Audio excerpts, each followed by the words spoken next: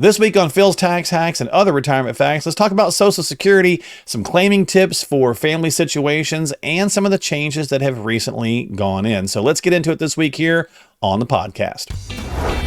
Welcome into Phil's Tax Hacks and Other Retirement Facts with CPA and personal financial specialist, Phil Putney. Now let's get rolling with today's show.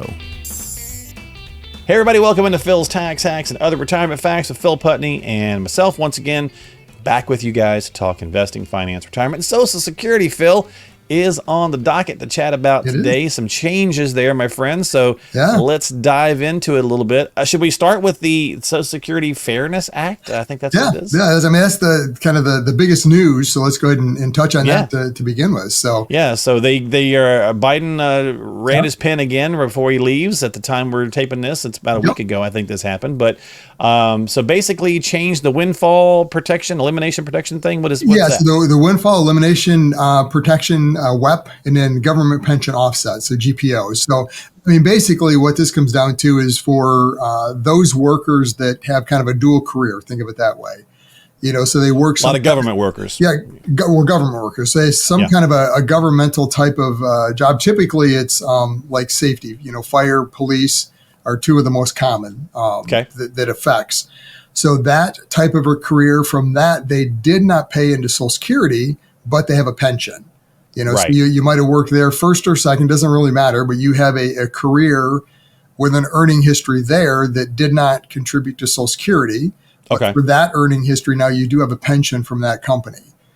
Then you also had a second career. First career doesn't matter which order, but you've got this other career that you did pay into Social Security on. Mm-hmm. And from that, you now have a Social Security benefit.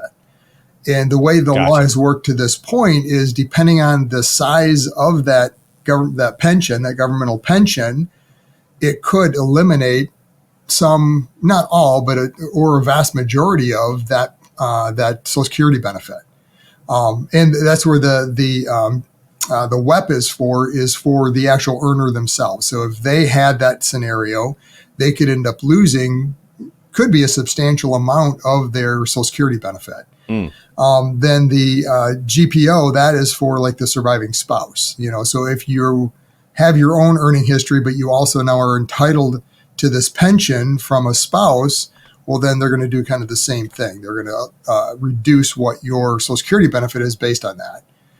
So now, is this hurting people or helping people? Because on that breakdown, because the news came across like this is going to be a benefit to about 750,000. So that is the way the law was prior. Is this elimination? That's what the elimination was, either for the actual worker themselves or for a surviving spouse. Okay. So the Social Security Fairness Act is eliminating that. So it's getting rid of the WEP and the GPO. So you no longer have this reduction of your Social Security benefit if you have this other earning history with a pension. Okay. So that's a good thing. Yeah. So it's a good thing. So basically, from my understanding, and again, we'll find out more clarity and as it all comes into play, but it's going to be retroactive to 2024. So they're going to actually repay benefits that you lost effectively in 24 because of this and in 25. Now, that being said, this is the government, so don't expect this to happen on, the 1st of February or something like that. I mean, it's going to take them some time to get it all figured out.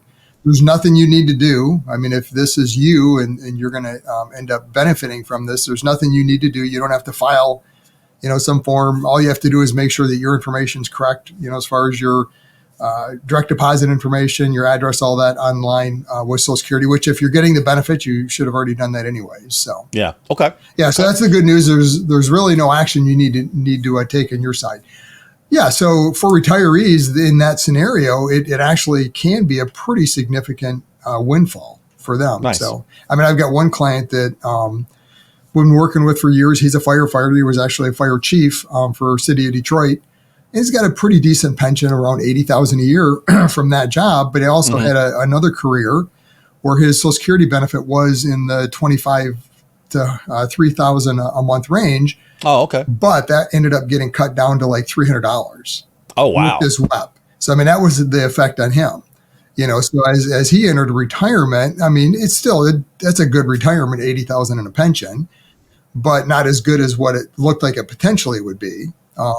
So for them, I mean, that's going to be a huge boost. All of a sudden, they're going to have another, 2,000 plus a month coming in. So can't beat that.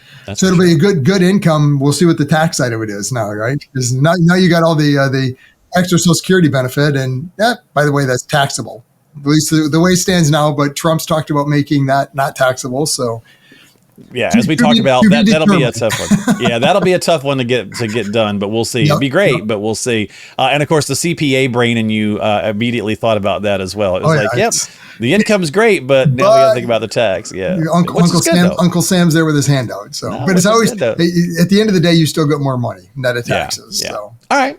Well, let's transition to the other part of this conversation then, and we'll keep an eye on. As to your point, they just signed it in. They still got to figure it out. It's funny how they sign the stuff, they do the stuff, they say some stuff, and then it's like, okay, now we'll figure it out. Yeah. The law is in place now. You got to figure out how to make it work. So. Yeah. I mean, as we saw clearly with the whole changes with the IRS, still taking years to figure out what they wanted to have happen with the elimination of the stretch IRA. So yep. They're still fumbling through any of those. It's so let's look at some claiming strategies, basically, Phil, for the rest of this, right? So for Social Security, kind of the broad view, obviously, why different family dynamics are there, and it's good that Social Security does give us some options in claiming strategies. Absolutely, they've removed a few through the last couple of years.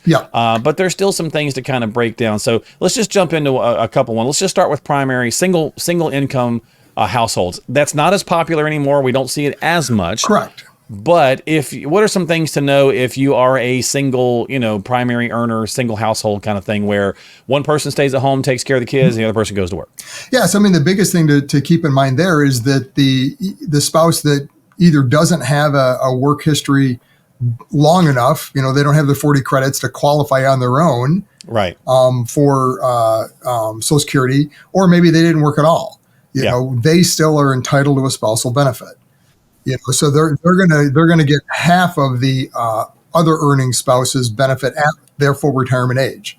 Yeah, let me pause you and clarify this real fast, because when we were going to set up for this show, I did a Google search real quick, right? Yep. And on Reddit and a couple other places, there was these long threads of people going, do you get Social Security if you never had a job? And the answers were back and forth everywhere, right? Yeah. And so some people know and said, well, yes, if you don't work, enough to have the 40 quarters, 10 years, whatever it works out, you can't get Social Security. And it's like, we all know you can't get your own Social Security. Yeah. Right? And that's the key is right. You do not have your own benefit at that point. Correct. But if you're married, yes, and there's qualifications there. You have to have been married for at least 9 months. At least 10 years, I think, is it? Well, 10 years if you're divorced. Oh, okay. Yeah. All right. The 10 years comes in from a divorce standpoint. But if you're currently married, as long as you're married for 9 months or a year, then you're good.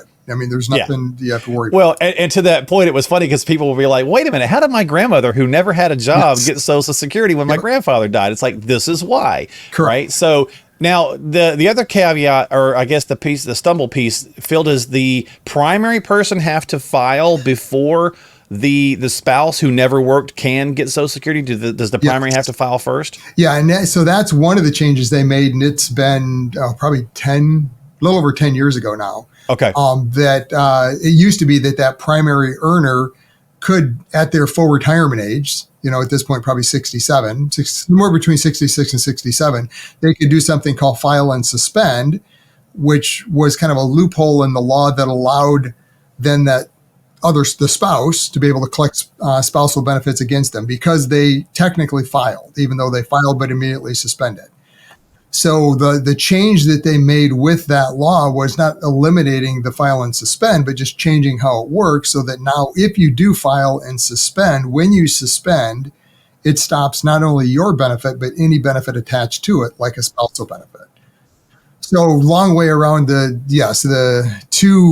for a spouse to end up with that spousal benefit, the spouse being filed against, the spouse with the earning records has to have filed. So this is one of those things that kind of plays into the equation that, especially if they're thinking, well, maybe I should wait till 70 because that's going to be the maximum benefit. It could be a good strategy. But the downside to that is then that spouse doesn't get their spousal benefit either until age 70. And the other thing too is that it doesn't grow. So the spousal benefit is never more than half of the the person being filed against, their it's a benefit fixed number at full retirement. Yeah. So, and whenever you retire, whatever the number is, it stays there. Right. Other than cost of living. Other than COLAs. Yeah. Correct. Right. Yep. Cost of Yep. living adjustments. Yeah. Correct. Okay. Yep. And so that's kind of just the genesis of the single. Right. Right. And again, we don't see that as much anymore. It's been pretty hard for people to survive, honestly, without a dual income. Right. So let's talk about dual income households and how to coordinate that. And that's where you can still, now you really could look at a lot of that strategy. And I know that you do this often where, okay, so we've got one person makes more than the other. Let's let that one try to get to the max. And if we need to turn one on, we turn on the lower of the two. Let's just say you're both the same age. Let's just say you're both, 65 or 67, right? Do you let one person go to 70 and then turn it on, and then at 67 you turn on the cheaper of the two, right? Yeah. So I mean, with all of these, there's not any kind of one size fits all strategy like anything in financial planning. Yeah. But kind of an overlaying thought that plays into it, and a lot of times the math plays out, is that, just like you're mentioning, the spouse with the higher earning record, maybe they should delay until 70. And the thought behind that is that then their benefit now becomes the surviving benefit for a surviving spouse. So it's kind of a hedge against longevity for a surviving spouse, because that bigger benefit continues not just for their lifetime, but for both spouses' lifetime. Well, let's just play the stereotype game, because it does work. It does seem to fall into that. Yep. Us fellas, we tend to die first, right? Yep. So I would say we drew the short straw. So. We drew the short straw, but but maybe we're making more, right? So therefore we got the better straw, right? Or whatever. So however you want to look at that, but if we're making more and we die earlier, well then go ahead, and maximize that to 70 so that when we do pass, our loved ones, our spouse gets the higher of the two. Because again, you don't get both, when the person moves on, you just get the higher of the two, right? Right. Yep. One of the benefits, the smallest of the benefits stops. So yeah. So that's obviously kind the of biggest. the general thought behind it. And especially so if both spouses have a very similar earning history, it's still going to be kind of the same scenario. Pick one of them. Sure. Yeah. Usually pick the one that's going to reach age 70 first. So if there's different ages, then whoever's going to reach 70 first, have them suspend or not file until age 70. So. Yeah, like my wife and I are 5 years apart, right? So that even adds another wrinkle in that equation. If you're the same age, it changes that dynamic. But if you're in a different age, it certainly changes the whole. Yeah, it changes the whole dynamic. So I mean, even in that scenario where both spouses worked, you could still have a spousal benefit type scenario where you might get this what's called a spousal boost. So spousal benefits, not to get too deep in the weeds, but like we mentioned, technically is half of the other spouse's benefit at full retirement age. So that's the number. But you subtract from that number your own benefit. So let's say that number for that spouse they were making $2,000, right? So the spousal benefit would be $1,000. Well, if based on their own earning record, they had $500, well, then they're going to get $1,000, but technically $500 is from their own. The other $500 is a spousal boost. And it sounds like semantics. I mean, you're not going to get two checks. It's not going to be labeled that way on the checks. That's what's going on behind the scenes. But the important thing with it is that you can file for those benefits, your own benefit and the spousal benefit at different times. Okay. You could file for your own benefit early, let's say, if your spouse decided not to retire at the same time. You wouldn't even be eligible for spousal at that point because they hadn't filed. But then later on, they file. Now you're eligible for that spousal boost. Yeah, I gotcha. So they didn't make it simple. No, there's typical government, right? There's nothing simple in this. So let's talk about a couple other weird ones for folks who might not know this. And I learned this, through my own mother's situation, which was interesting. And the people that work at the Social Security office, find people, they don't have to, they typically are not going to do a lot of extra stuff and help you with a lot of stuff, but you may get somebody who might, right? Right. I mean, they're not supposed to necessarily give advice. I was going to say, technically they can't give advice. They're not supposed to do that, but you may get someone who does something nice. In this situation, this is how my mom learned this. Right. She'd been married multiple times. She's been on Social Security for a number of years now. She's in her 80s. But a couple of years back, the young lady told her that she could file against a prior husband. She's like, are you currently married? She's like, no. Right. And she's like, well, if you were married to whomever for 10 years, that you could file against theirs. And she's like, oh, interesting. Now, couple of things. if the person's still alive, they don't know it's happening, right? And it doesn't affect their benefits. So doesn't affect whether spouse's benefited. Yeah. You're right. So if it was, if you don't like one another, you don't get to stick it to them, or they don't get to know about it, or anything like that. But it did give her more money because her first husband, his amount was higher than hers, so she wound up getting a boost. So interesting little caveat there for folks, especially if you find yourself, a widow later in life. Right. I was going to say, so that applies in two scenarios. It applies, we talked about spousal benefits. Okay. So that applies at the spousal benefit level as well. So even if the ex-spouse hasn't passed, they're still alive. Again, 10 years is the qualification, and currently not married, then you could technically file for spousal benefits against them as well. Oh, okay. But it's the same thing, right? They don't need to know. You're going to have to go to Social Security and have marriage license, divorce decree, just so they can confirm you qualify.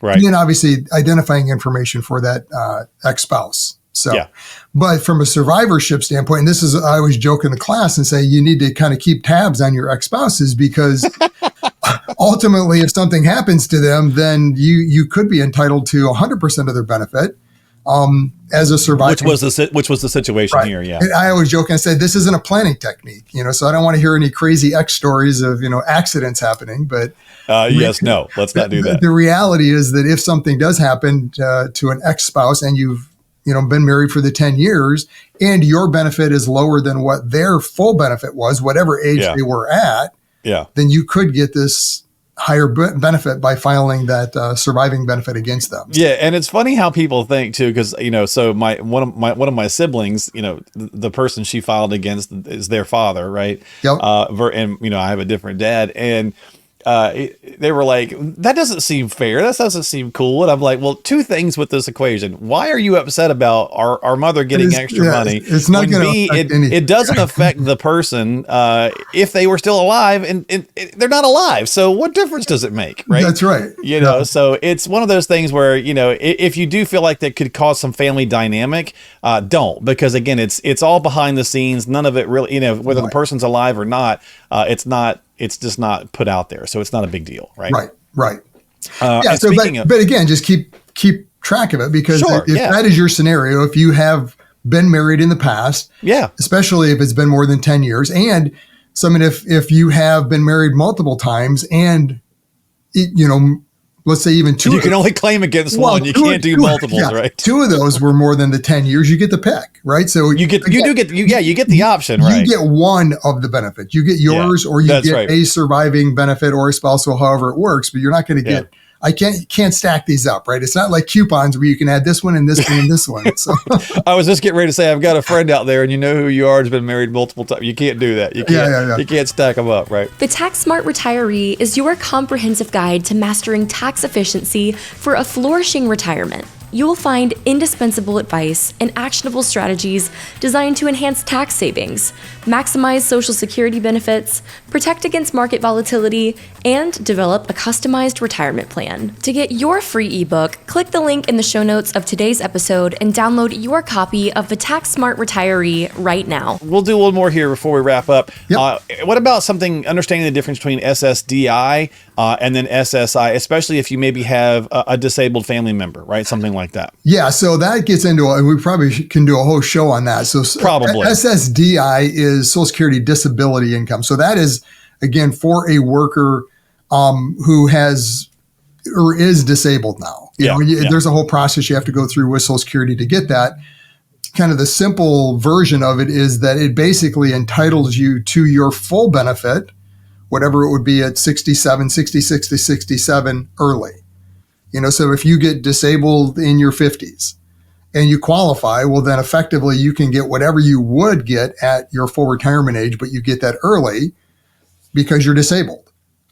If you're on SSDI, once you turn your full retirement age, you actually switch over to traditional retiree benefits. Again, you're not going to see differences. It doesn't get taxed different. It's just behind the scenes what's going on. So, and it's not need-based, right? It's just you qualify.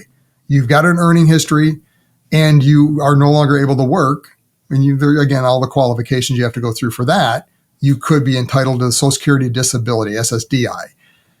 SSI, supplemental Social Security income, is for somebody that is a lower income, right? And there's a couple of ways to get that. That would be, turning 65, you're of age, so to speak, that way, or disability. So that's another avenue. So if you didn't have your own earning history to qualify for SSDI, you could get this supplemental Social Security income, SSI, but that now is need-based, right? So depending on your earnings, it could, you could get more or less every month, and you got to account to the Social Security Administration every month as far as how much you had in earnings. So long and the short of this, Phil, there's different scenarios for different family situations and dynamics. It can get complex, big shock, as we said earlier. So it's important to really work with some financial person who understands Social Security. And if they don't have somebody in house, they typically have someone they can refer you out to for claiming strategies, right? Because it can get complicated. And that's why Social Security is one small piece, and we always look at it. I would say Social Security in a box, right? You have to look at it by itself first just to understand how it works, what your benefits and strategies might be. But to get the right answer, you have to look at Social Security in light of the overall plan. Because one thing we didn't even get into in this scenario, but we've talked about it many times, is the whole tax aspect of Social Security. Correct. Because there's pretty significant tax benefits potentially for having Social Security be a larger component of your retirement income.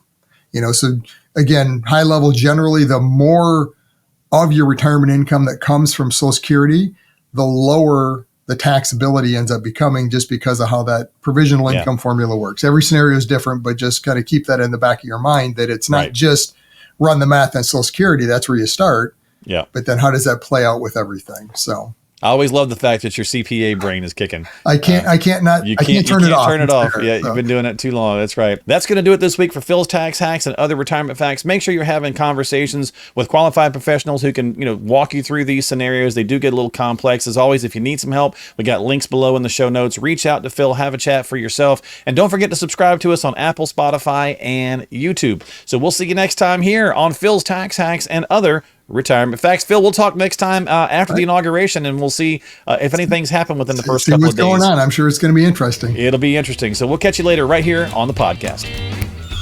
Phil? Investment advisory services offered through AFS Wealth Management. The content of this program is provided for informational purposes only and is not a solicitation or recommendation of any investment strategy. Investments and/or investment strategies involve risk, including the possible loss of principal. There is no assurance that any investment strategy will achieve its objectives.